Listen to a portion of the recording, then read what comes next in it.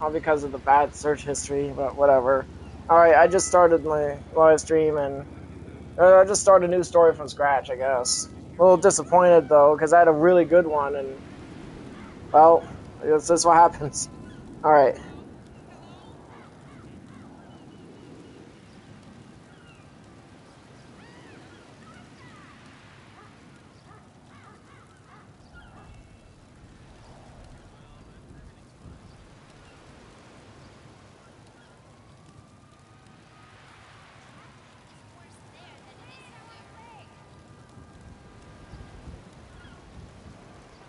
You know what? Actually, am I even live?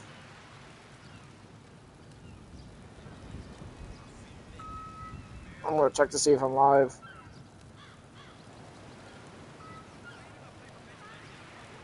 Alright, I'm live. I mean, it would be nice if I could actually find that story that I had on here, but... okay.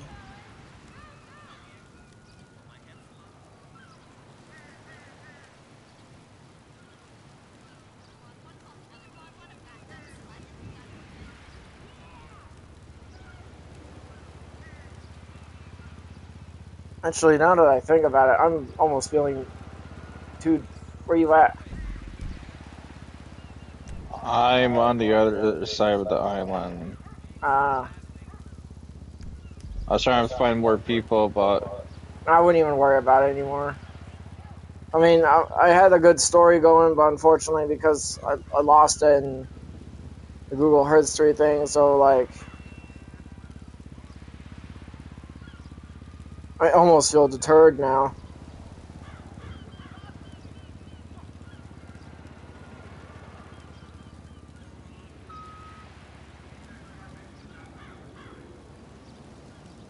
And also, I realized that considering how late it is, by the time I even get the story going, it'll be time to get off. Let's see. A story about RJ and Jordan. RJ is autistic with ADD with an analytical mindset. I have to build the premise again. But I'm not going to have us fighting Romans this time.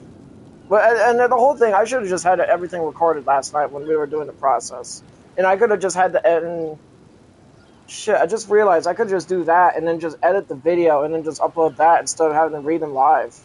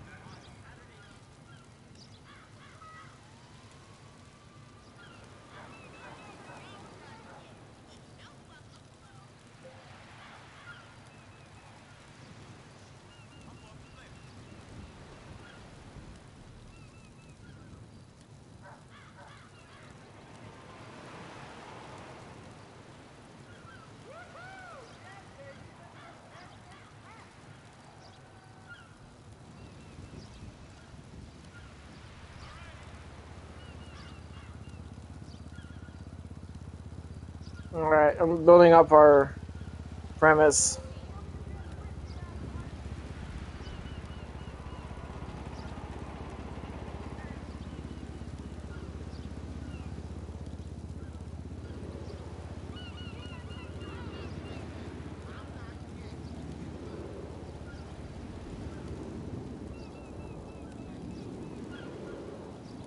What kind of armor do you want? Do you still want your 15th century armor? just leave it the same. Alright.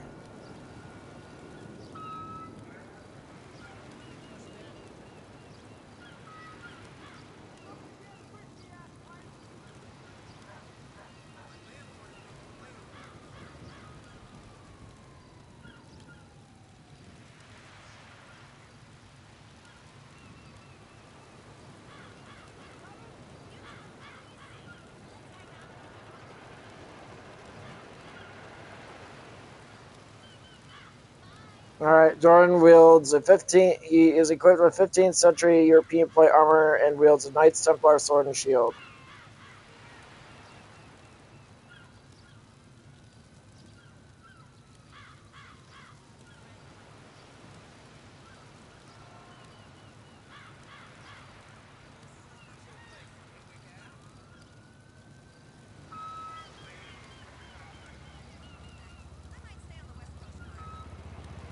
Yeah, I think from now on, if I'm going to be doing my stories, I might actually not do them live. Instead, I might just have them pre-recorded, and then use Share Factory Studio to edit my, my processing where I do the prompts and stuff.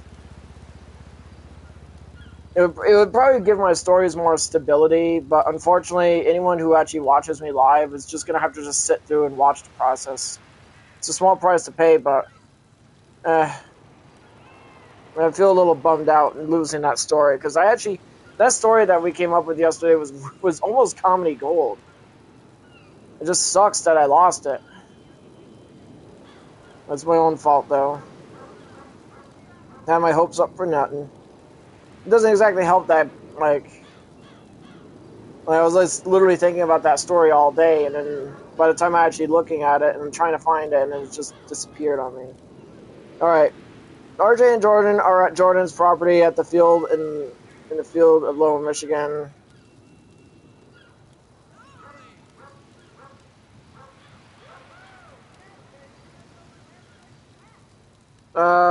You know what? You pick what enemies we fight.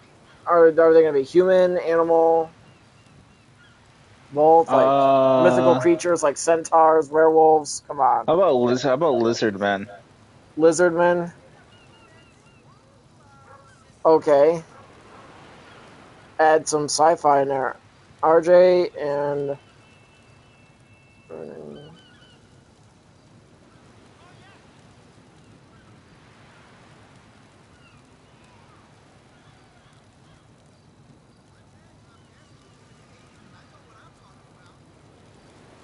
How many Lizardmen?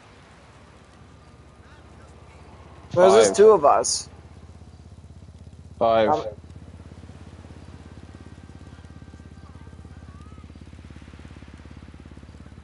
I'm assuming that's one word. And RJ and Jordan were walking in the field where they encountered 5 Lizardmen.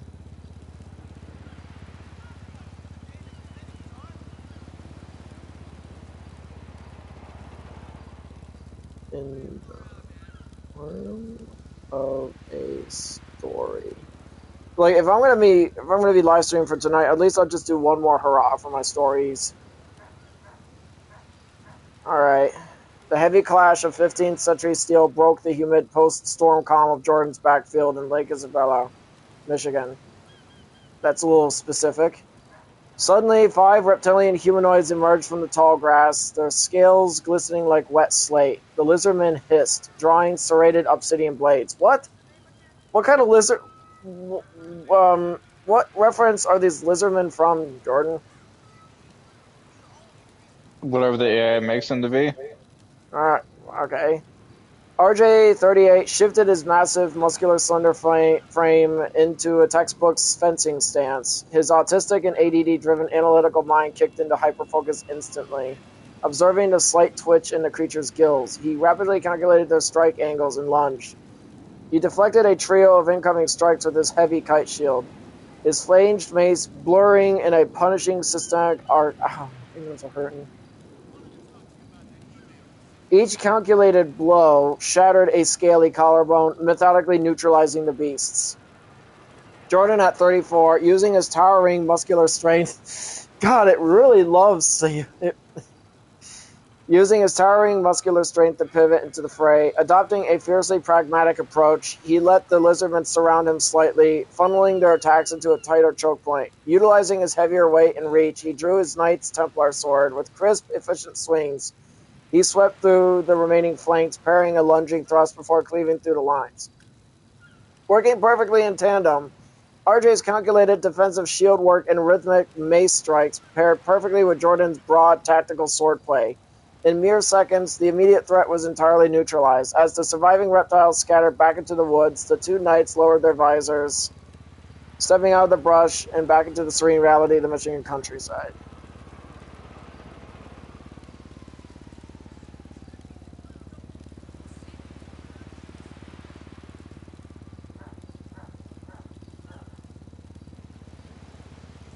No. No. You're going to be the one asking me.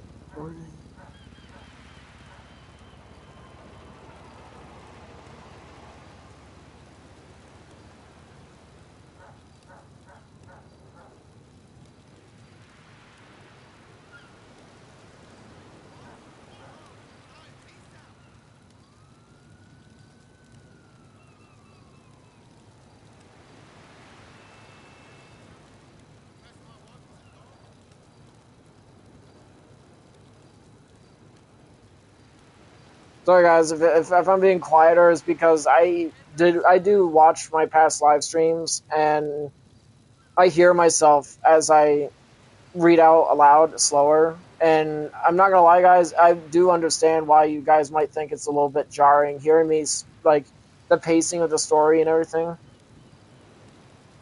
Jordan asked RJ what were those things.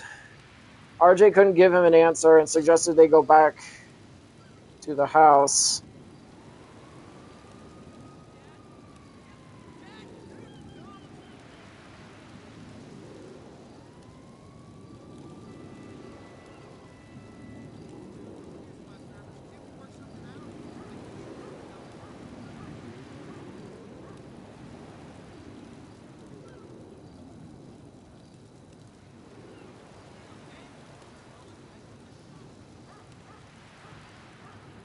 Jordan asked RJ what were those things. RJ couldn't give him an answer and suggested they go back to the house to relax. But Jordan thinks there might be more than lurking nearby.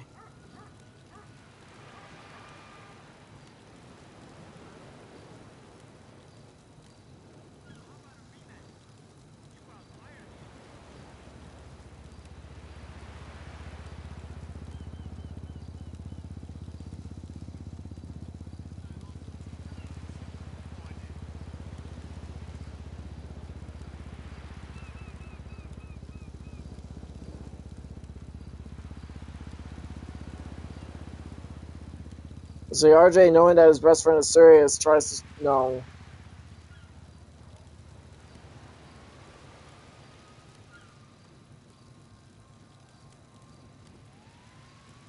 And turn off my chair.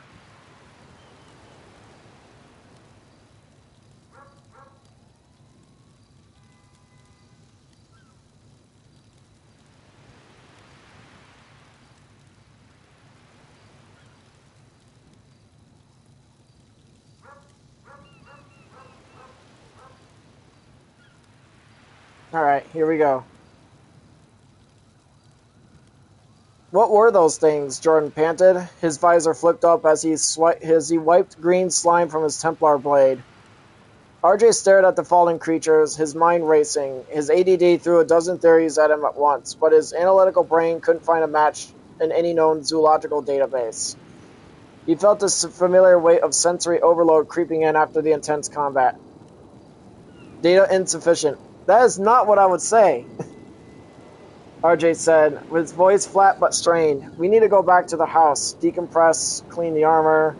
No time, Jordan said, scanning the tree line. His pragmatic instincts were screaming. They attacked in a pack of 5. That's a scouting party, not a solitary hunting group. There are more of them lurking nearby. RJ looked at his best friend. He knew Jordan wasn't prone to panic. If Jordan was this serious, the danger was real. RJ's hyper-focus looked back and pushing the fatigue aside. If they were going to defend the property, they needed to treat this like a tactical problem. If they are a scouting party, they left a trail, RJ analyzed, pointing his flanged mace toward the flattened muddy reeds where the creatures had first emerged.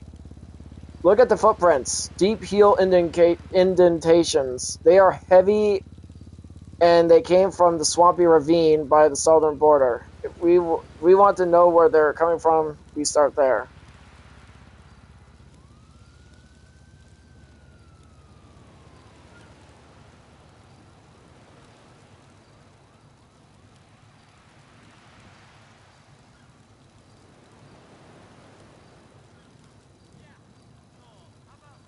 No, wood line.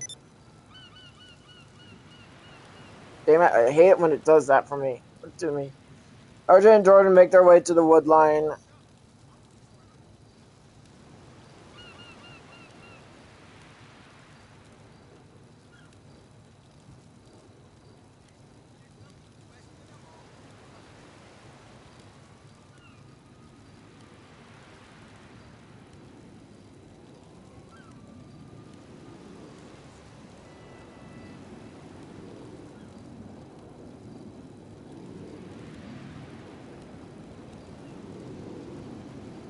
Okay, I'm gonna try to spin this.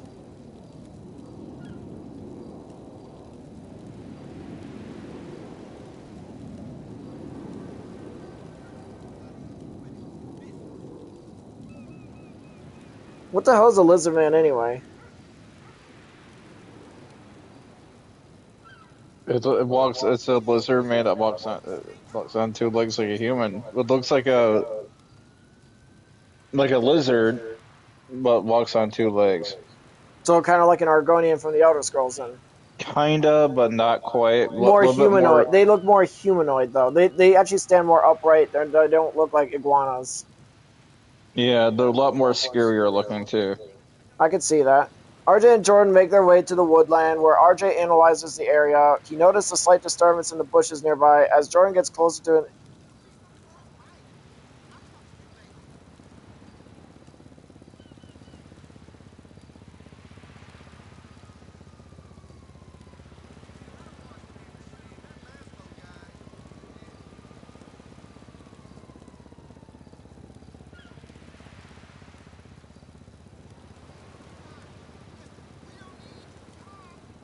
Oops.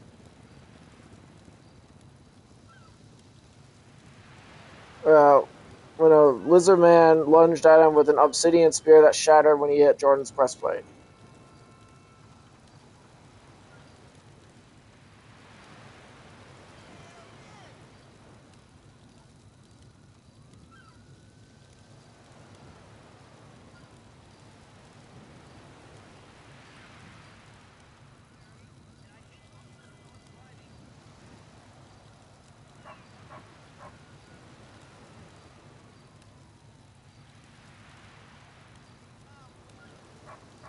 Alright, here we go. The thick mud of the southern ravine sucked at their armored sabatons as RJ and Jordan approached the dense Michigan woodline. RJ paused, his mind dissecting the terrain. His eyes darted across the foliage, cataloging anomalies, broken twigs. Okay, first off, I would not be doing all that fancy shit. I'll just be giving a quick look at the area, noticing anything different. Mud splatters on the undersides of leaves. Then a geometric inconsistency caught his attention. A slight rhythmic disturbance in a thick bush of wild blackberry bushes. In a patch of wild blackberry bushes. It didn't match the chaotic pattern of the wind. Jordan, wait, RJ began, but Jordan's pragmatic drive to secure the perimeter had already carried him forward. As Jordan stepped closer to investigate, the bushes exploded outward. A massive lizard man lunged from the shadows, thrusting an obsidian-tipped spear directly at Jordan's chest. The black volcanic glass struck the curved apex of Jordan's 15th century steel breastplate with a deafening crack. The brittle obsidian shattered into 100 glittering shards, but the sheer kinetic force of the surprise impact threw Jordan off balance. He crashed heavily into the mud, his Templar sword slipping from his grip. The creature snarled, raising the broken, jagged wooden shaft to drive it into the gaps of Jordan's armor. Before the blow could fall, RJ's hyperfocus overrode the chaos, calculating the distance in milliseconds. He took two explosive, heavy strides forward. His flamed face came down in a brutal, precise overhead arc. The heavy steel flanges struck the lizardman's skull with devastating force, crushing the creature instantly. It collapses lifelessly into the bush next to Jordan. RJ immediately transitioned into a defensive guard, his shield raised, eyes scanning the trees for a secondary ambush. Target neutralized, he reported calmly, extending his left hand to help his friend up. Are you intact?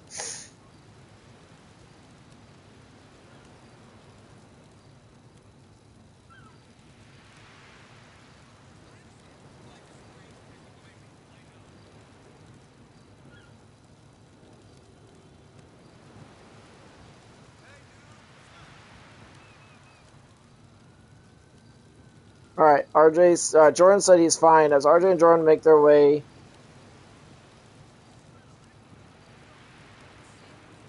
back to the field. Oops.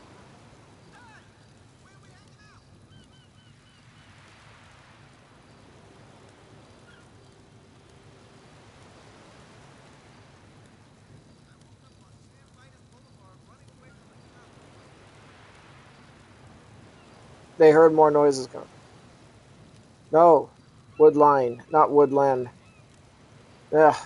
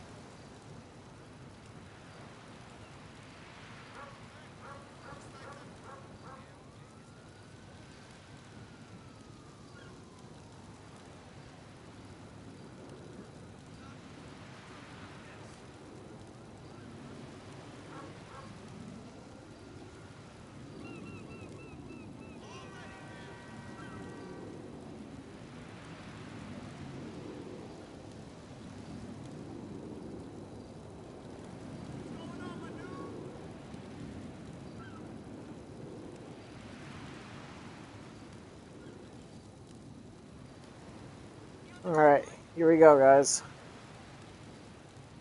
I'm fine, Jordan grunted, his voice muffled behind his visor as he gripped RJ's gauntlet. He hauled his massive frame out of the mud, retrieved his Templar sword, and shook the debris off his shield. As they turned to make their way back to the open safety of the field, a chaotic chorus of guttural hisses and snapping branches echoed from the woodline. The forest seemed to have come alive with movement. Jordan raised his shield and leveled his broadsword, his pragmatic mind bracing for the worst. "We've got company! Form up!" Out of the thick brush, a large pack of lizardmen charged out into the open. Unlike the previous attackers, these creatures moved with extreme bursts of unnatural speed, their muscular tails whipping behind them for balance as they closed the distance in seconds. Their claws tore up the Michigan sod, and their slavering jaws were wide open. RJ didn't blink. His analytical brain instantly calculated the physics of the incoming stampede: velocity, mass, and the momentum of the charging reptiles. He knew that shifting backward would only compromise their balance in heavy plate armor. "Hold the line," RJ commanded, his voice steady and clinical. "Brace for impact."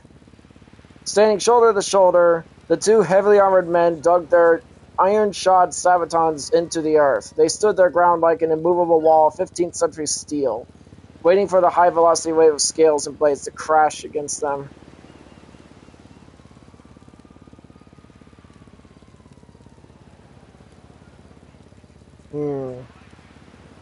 Let's see.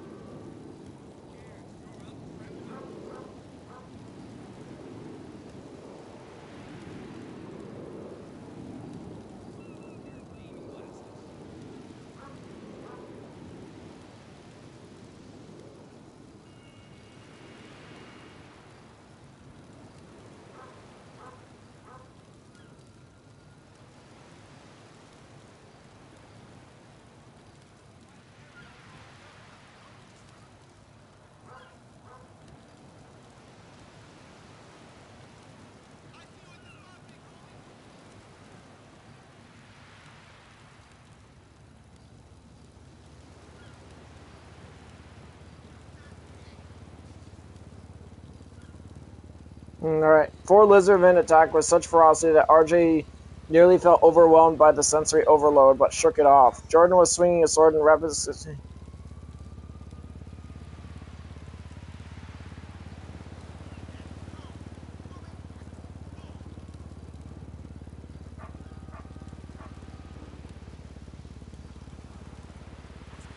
hoping to land.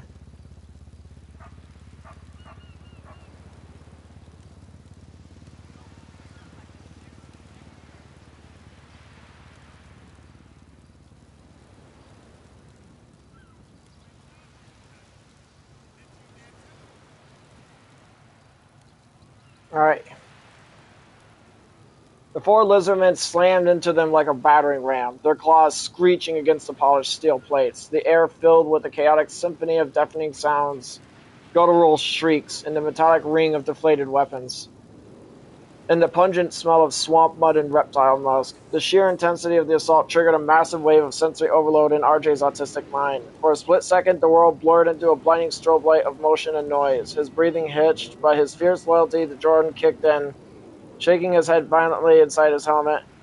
He forced his brain to lock back to its analytical track. He focused purely on the geometry of the fight, using his heavy kite shield to block 2 simultaneous spear thrusts, absorbing the impact through his muscular frame. Beside him, Jordan fought with raw, pragmatic desperation. Abandoning all textbook finesse, he used his towering height to hack downwards. He swung his Knight's Templar sword in rapid, breathless succession. The heavy blade blurred through the air, whistling sharply with every arc. Jordan knew he just needed to land lethal hits to thin the crowd before they could find the vulnerable gaps in their 15th. Before the lizardmen find vulnerable gaps in their 15th century armor. His broadsword bit deep into his scaly shoulder, then pivoted instantly to slash across another creature's snout, forcing the pack to give them a brief moment of breathing room.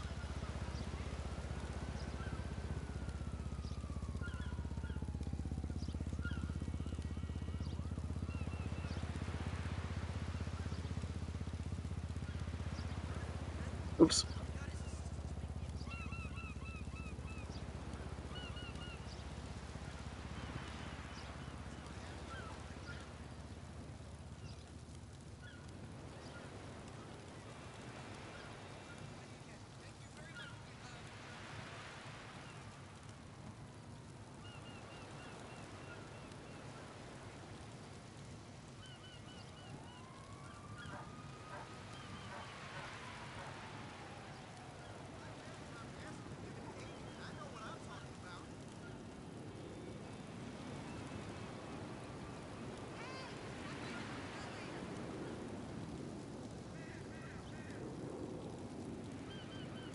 You see, RJ became enraged when Lizardman knocked Jordan down and tried to bite his face off. Jordan was able to use his shield to block the attack while on his back.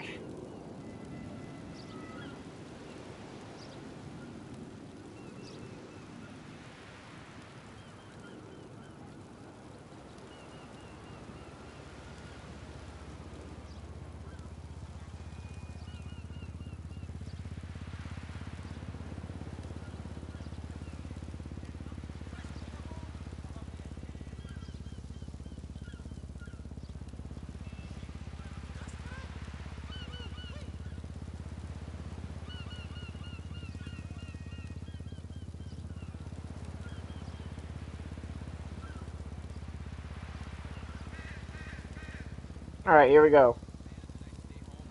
Seeing his best friend hit the ground a second time, something snapped inside RJ. The cold, calculated analytics in his mind erupted into a wall of absolute rage. A massive lizard man had pinned Jordan to the earth, its jaws snapping open to reveal rows of jagged teeth, dripping with acidic saliva as it tried to bite Jordan's face off. Jordan, fighting for his life on his back, manages to slam his shield upward just in time. The creature's jaws clamp violently into the rim of the steel shield, the metal screeching under the pressure as Jordan used all his towering strength to keep the snapping teeth inches from his visor. RJ didn't think. His body just moved. The lizardman closest to him lunged, but RJ pivoted his slender muscular frame with explosive speed. He brought his flanged mace down in a terrifyingly powerful arc, crushing the attacker's chest cavity instantly. The creature dropped like stone.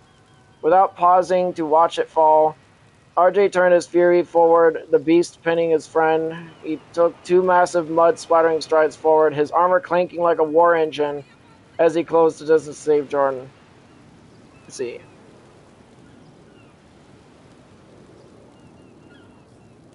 Remember my character.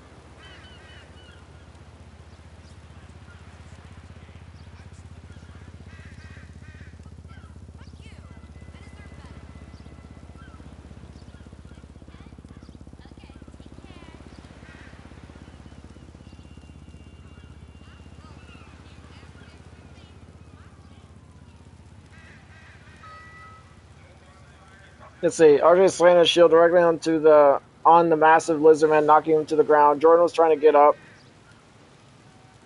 Stuck.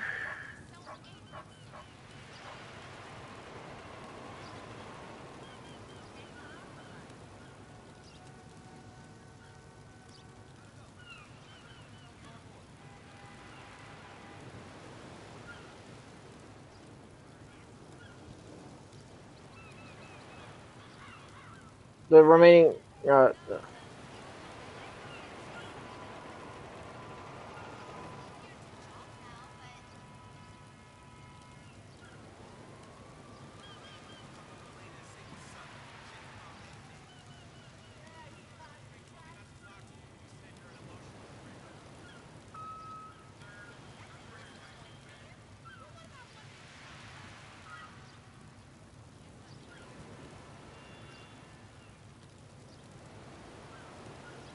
see. All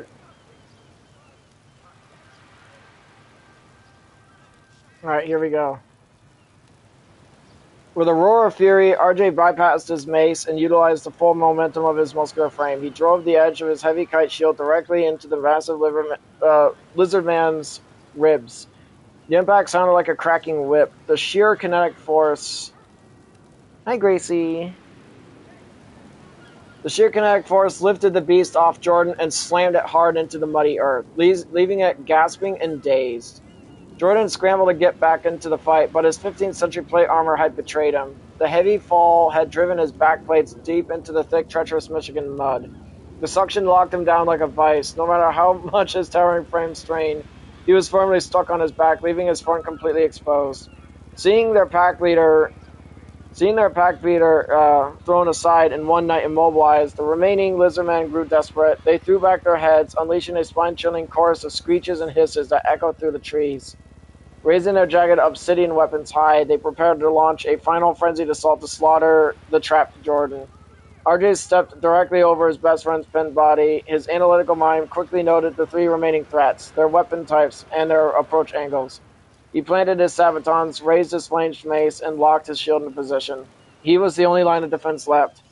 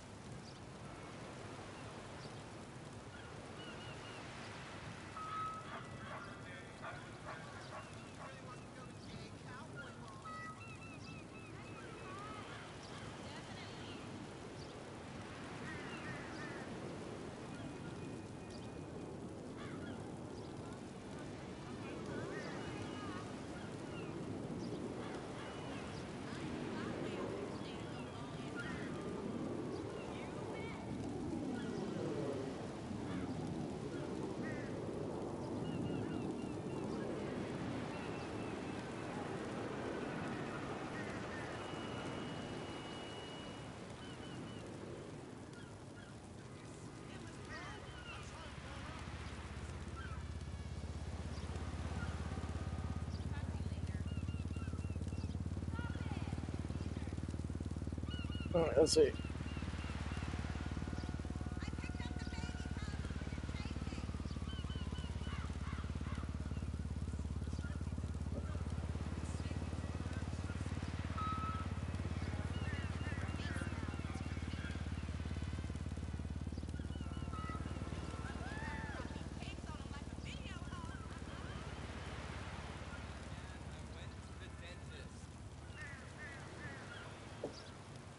Alright, here we go.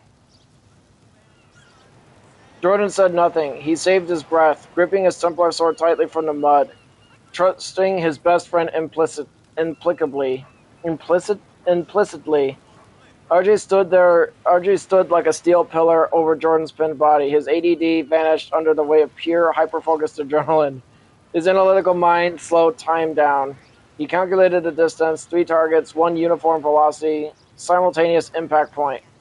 He waited for the exact right microsecond to strike. When the 3 Lizardmen charged at once, their obsidian blades cutting the air, RJ moved with flawless mechanical precision. He swung his heavy kite shield in a wide, sweeping arc, catching the first 2 weapons and absorbing the shock through his muscular frame. As the third creature lunged past his guard, RJ pivoted. He brought his flanged mace down with a terrifying force. The heavy steel flanges smashed into the Lizardman's collarbone, shattering it instantly. The creature collapsed onto the mud, wreathing and screeching in agonizing pain. The remaining 2 Lizardmen hissed, stepping back from the brutal counterattack. Realizing they couldn't break RJ's frontal defense, they began to split up. They slowly circled RJ and Jordan, their reptilian eyes darting between the lone standing knight and the helpless one stuck in the mud, looking for an opening.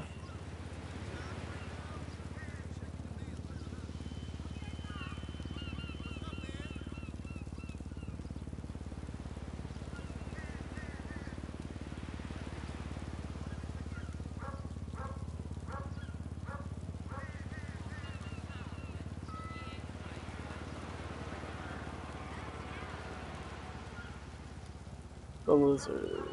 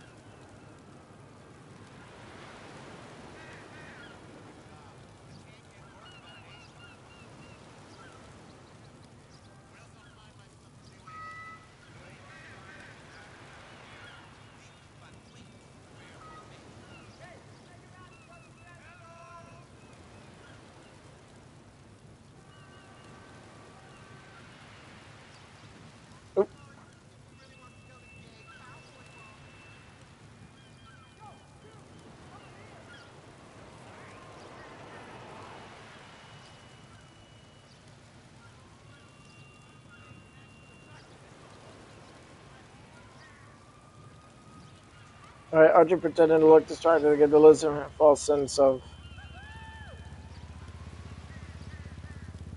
Alright. RJ's analytical mind mapped out the battlefield in real time. He knew that the instant he turned his head or shifted his weight toward Jordan, the two circling Lizardmen would seize the opening to strike. On the ground, Jordan worked silently. He couldn't free his torso from the thick mud, but he manages to wrench his sword arm completely loose. Regripping his Knights Templar sword, he found he could pivot the long blade in multiple directions, creating a hidden radius of defense right from the dirt. He kept his weapon low, hidden behind the contour of his thigh in the muck. Seeing Jordan's weapon ready, RJ decided to exploit the creature's predatory instincts. He intentionally relaxed his posture. He lowered his kite shield by a few critical inches and tilted his helmet slightly away from the Lizardman on his left, pretending to be distracted by the groaning, injured beast on the ground. It was a calculated risk. To the reptilian predators, the heavily armored knight suddenly looked fatigued and uncoordinated. The false sense of security worked flawlessly. The Lizardman on the left hissed in triumph, tensing its powerful hind legs to leap directly at RJ's exposed flank.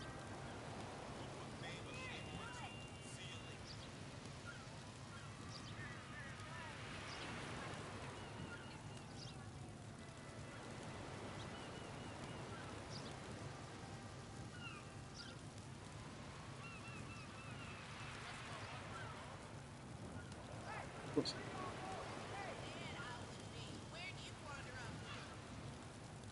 Oops.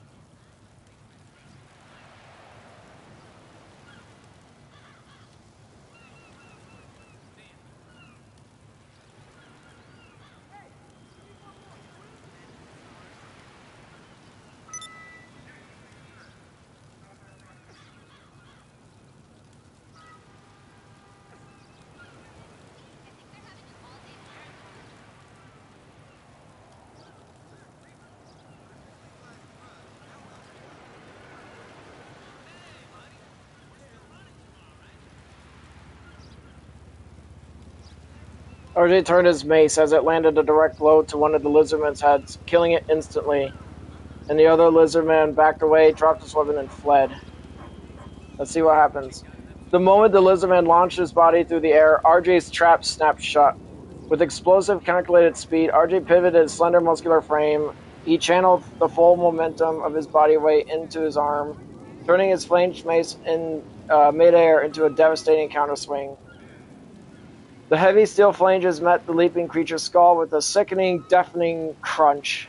The blow killed the lizard man instantly, its lifeless body dropping into the mud like a stone. The final remaining Lizardman froze. It looked at its crushed pack leader, then at the fresh corpse at RJ's feet, and finally at the lone knight standing entirely unfazed over his ally. The creature's primal predatory instinct completely broke.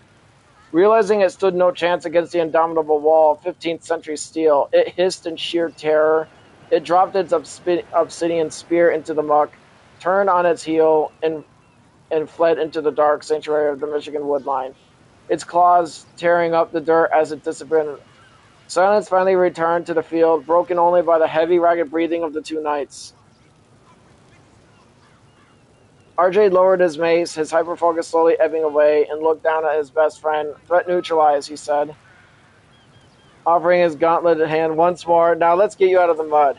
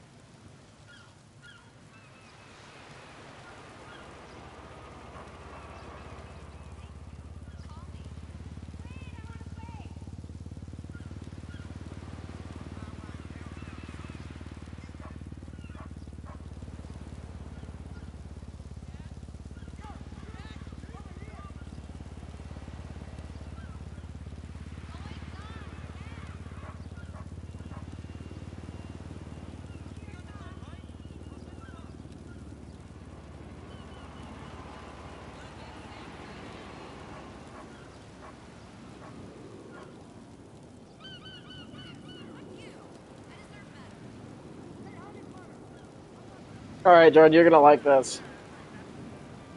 Limbo from Warframe, Jordan grumbled.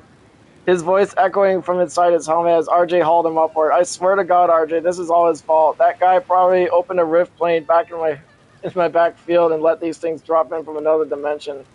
The sheer absurd unexpected of the pop culture reference completely shattered RJ's intense, hyper-focused demeanor. His analytical brain short-circuited for a split second before he burst into a booming, uncontrollable fit of laughter. He started laughing so hard that his arms went weak, his grip slipped, and nearly dropped Jordan's massive mud-soaked frame back into the treacherous muck. Don't you dare drop me! Jordan yelled, flailing his sword arm as he finally found his footing on solid ground, splashing mud everywhere. I can't help it, Archie gasped, leaning heavily on his flanged mace to keep him from collapsing into the dirt himself. His armor clanked loudly with every shuckle.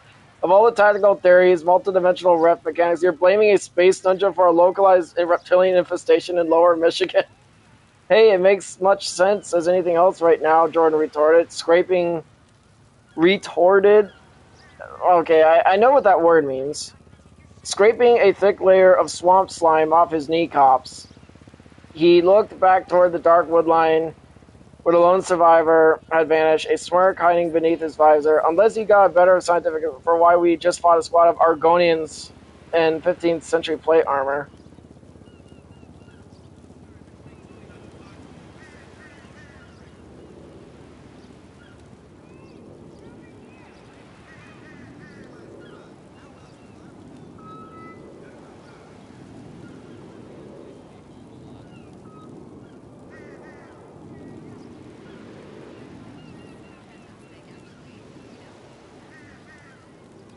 RJ and Jordan head back to Jordan's house and undo their armor for washing.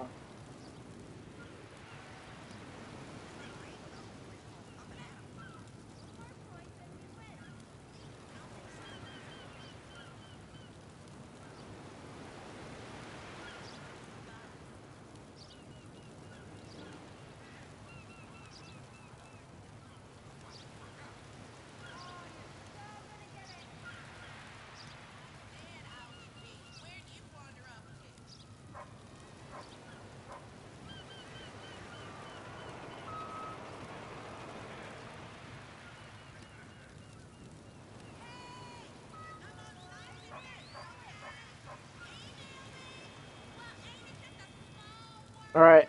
RJ and Jordan head back to Jordan's house and undo their armor for washing, but RJ can't help but keep an eye on the woods. RJ and Jordan are then discussing what anime they should watch once they get in a house.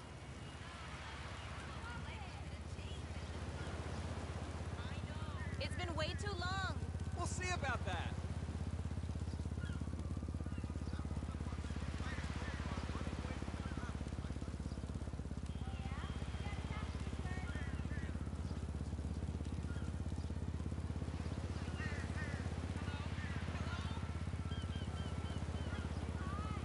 Oh damn it, I spelled that wrong.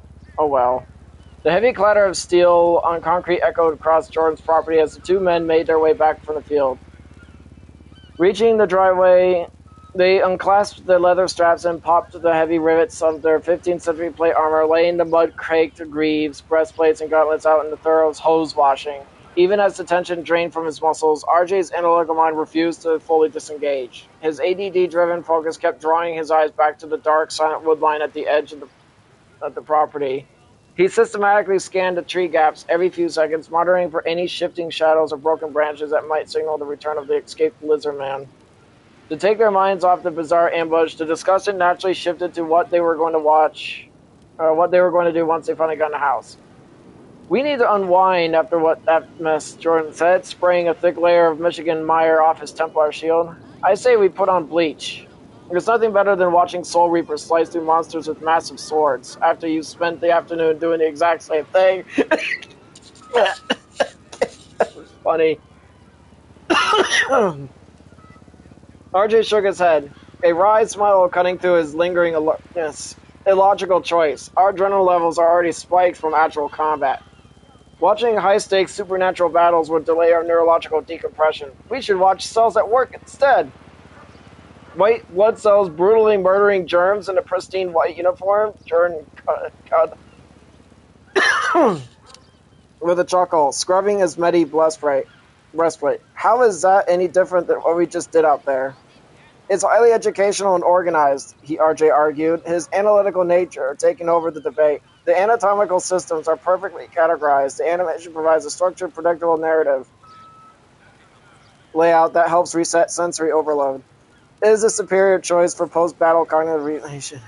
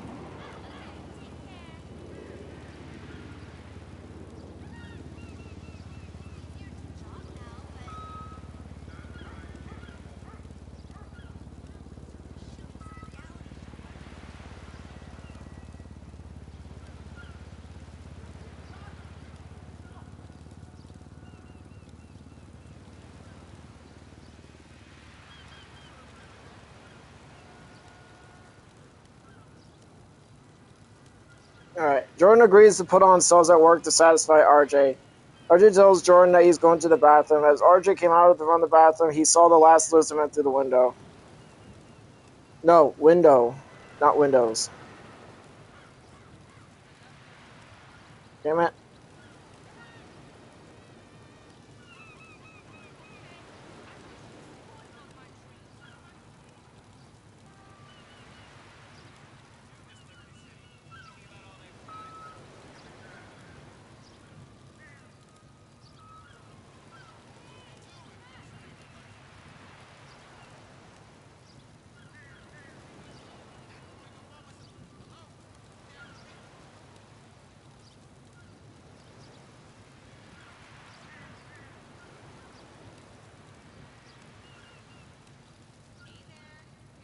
Alright, here we go. Fine, fine, Jordan laughed, tossing the muddy scrub brush aside. We'll watch the anime about microscopic throat slitting. If it helps you decompress, I'm down. Man, if you and I ever had conversations like that in real life, I don't know if people would think we're either the two biggest idiots on the planet or the two smartest idiots on the planet.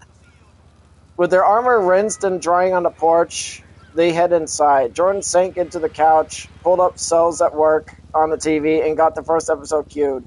RJ stretched his muscular frame.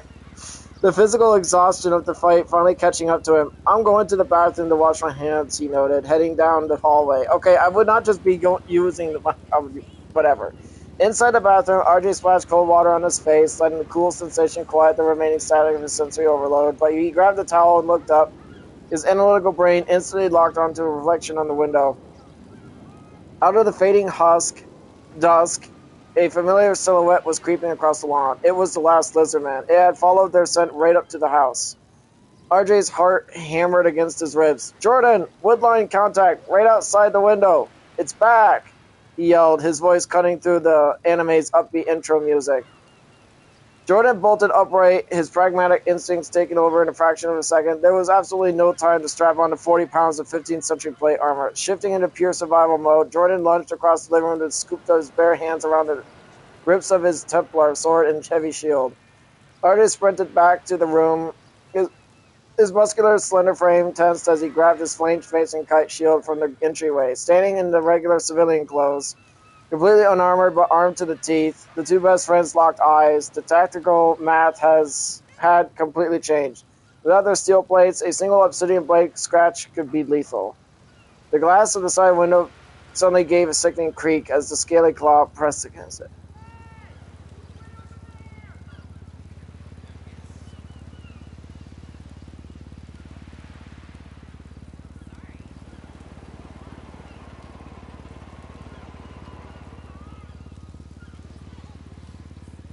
No, window. Window.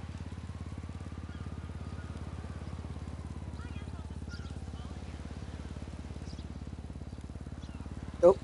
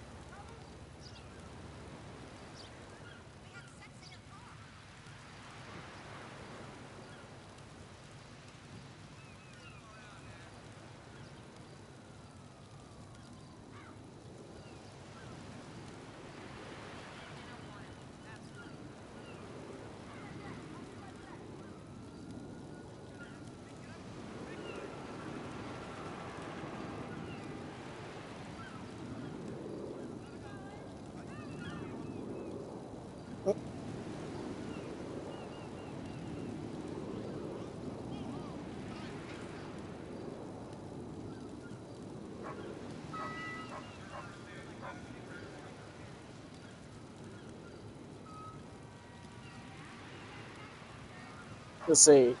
The Lizardman smashed through the window and momentarily lost balance as it tried to get upright. RJ took no chances and went for the kill. Unfortunately, the Lizardman dodged RJ's attack and lunged at Jordan.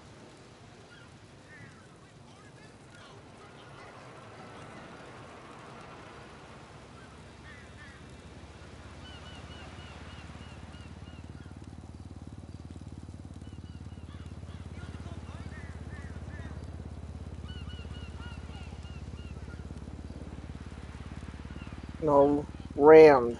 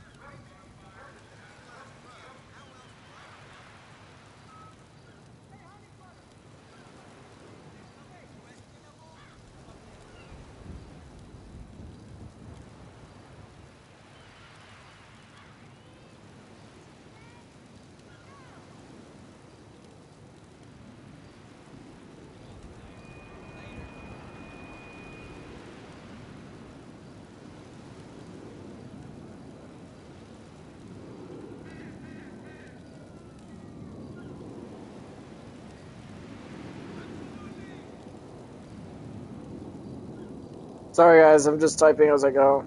I'm trying not to. I'm trying not to read slowly as I type the prompts because I know that can be pretty jarring, and the pause moments aren't helping either. So there's really just there's no right answer for how I can do this without, you know. I had a better story yesterday, but lost it. Eh, this works too. Alright, let's see how this plays out. The side window shattered in an explosion of glass shards, and the massive Lizardman tumbled onto the living room rug. It hissed violently, struggling to find its footing on the smooth floor. RJ took no chances. Recognizing the creature's momentary vulnerability, he lunged forward, swinging his flanged mace in a brutal downward arc aimed at its skull. But without its heavy armor to anchor his footing, the slick floor caused him to overextend slightly. The Lizardman rolled sideways, narrowly dodging the blow, and instantly sprung from the floor. The beast lunged directly at Jordan, using its tail to propel itself with terrifying speed. Jordan barely managed to wrench his heavy shield up before the creature slammed into him. The unarmored collision was deafening.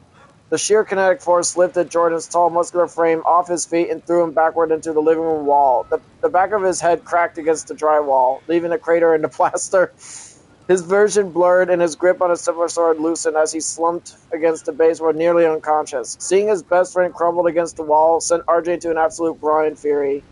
Abandoning his usual calculated restraints, RJ delivered a massive full-force horizontal strike with his mace. The steel flange is connected perfectly with the Lizardman's exposed flank.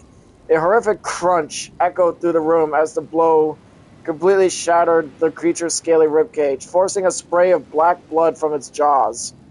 Despite the catastrophic injury, the Lizardman spun around in a desperate, dying frenzy. It thrust its jagged obsidian sword straight at RJ's unprotected chest.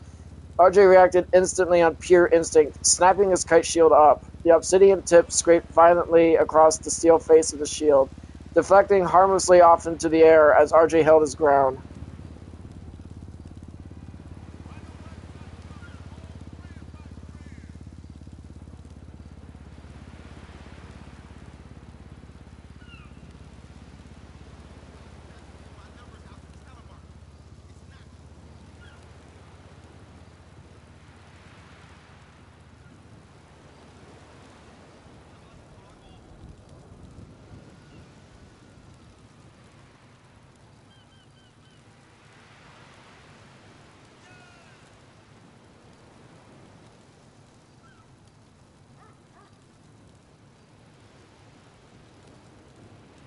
RJ then pummeled the Lizardman with his shield and brutally bludgeoned the Lizardman to death.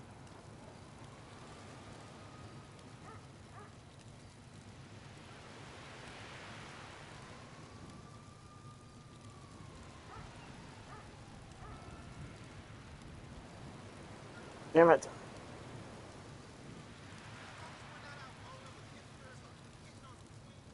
Alright, here we go.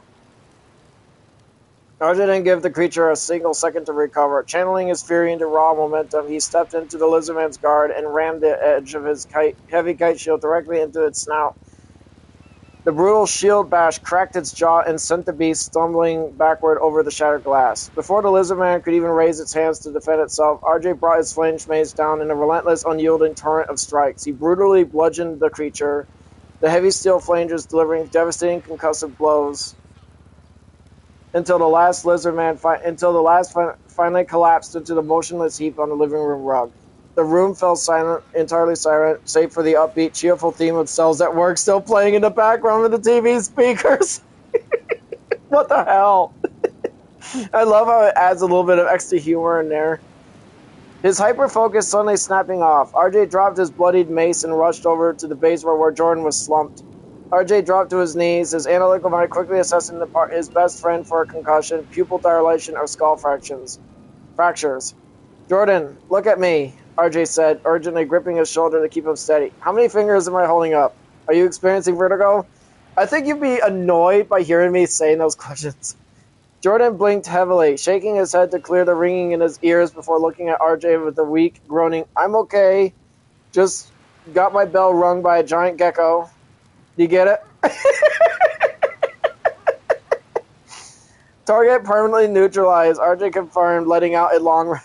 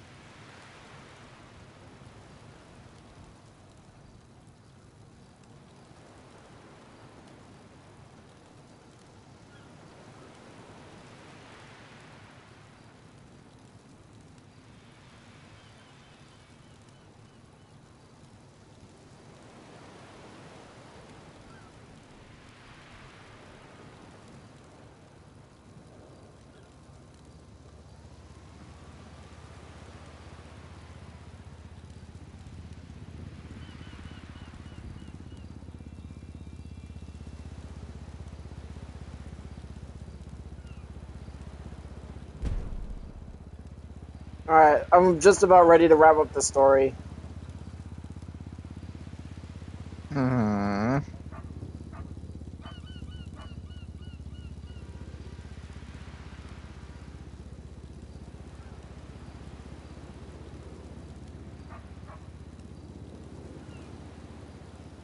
Alright, here we go. You do know the police are going to have a field day here, right? RJ said, his analytical mind already mapping out the logistical nightmare of explaining 3-foot-tall reptilian... 3-foot-tall... That's dumb. Reptilian humanoids on the living room like the physical evidence contradicts every established biological framework in Michigan.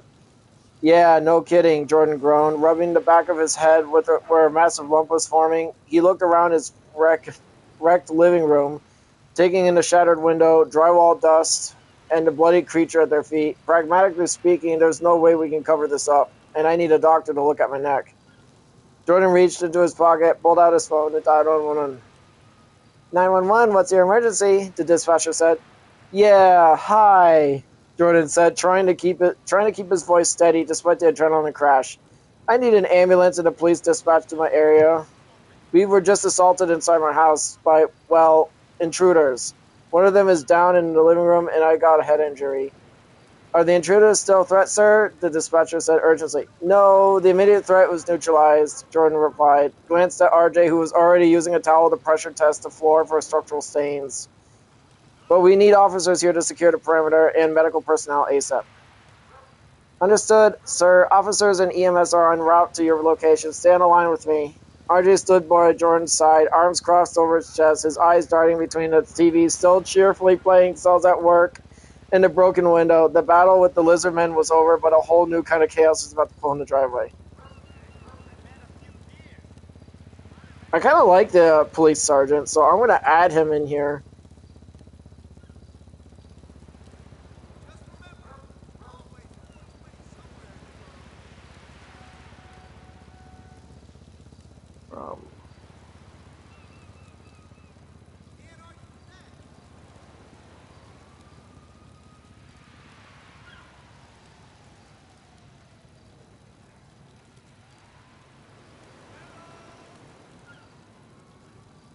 Oh, damn it.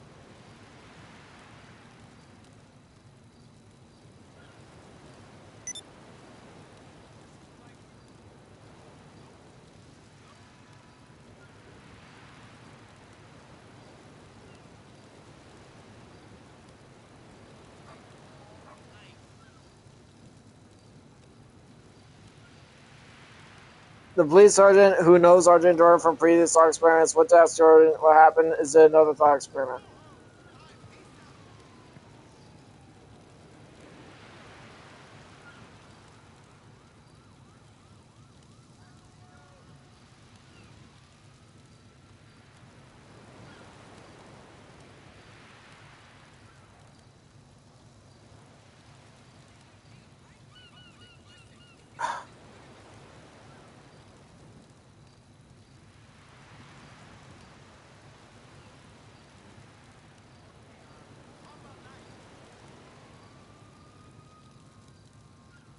Alright, here we go.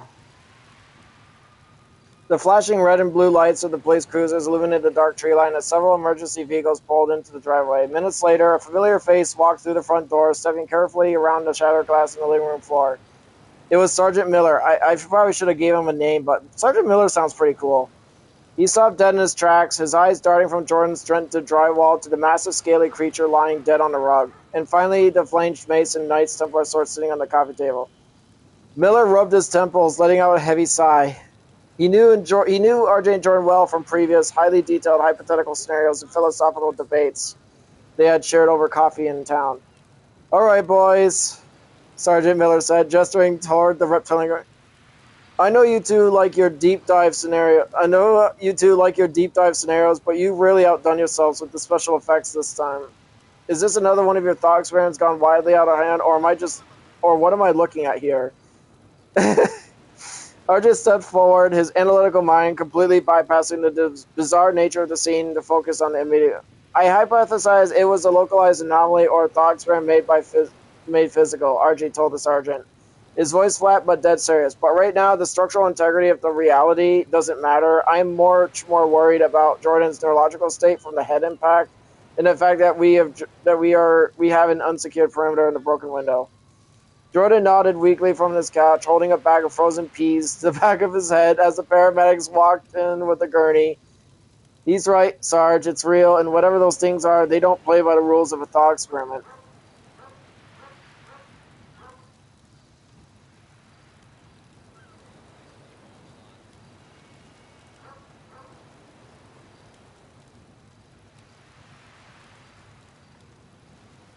RJ told the sergeant.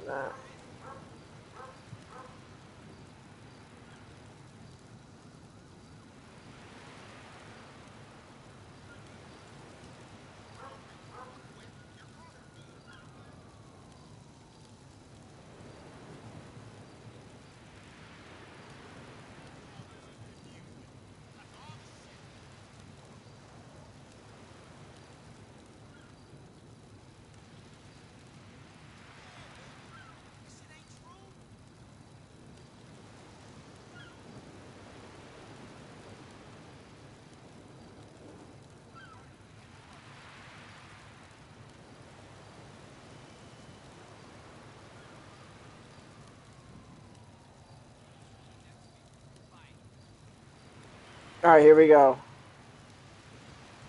Sergeant Miller froze, his hand dropping from his temples as RJ's words sank in. The casual, skeptical demeanor of the veteran cop instantly vanished, replaced by the rigid, professional focus of a man who suddenly remembered a high specific contingency plan. The Echo Protocol, Miller muttered, his eyes darting to the broken window. Years ago, during a late-night debate over coffee, R.J. Jordan and Miller had mapped out a hypothetical emergency plan to what to do if their observed worst-case thought experiments ever manifested in reality. It was a joke back then. Now, with the dead Lizardmen on the rug, it was the only manual they had. Right, Miller said, snapping into action. He turned to his deputies, establish a hard perimeter 300 yards deep into the wood line. No one gets in or out. Call the county coroner, but tell them to bring a biocontainment unit, not a standard body bag.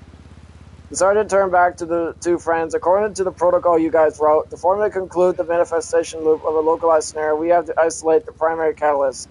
Jordan is injured, which means the scenario is escalating. We need to secure the house, board up that window, and log every single piece of physical data we have. Jordan let out a rough laugh from the couch, wincing as the paramedics checking his pupils.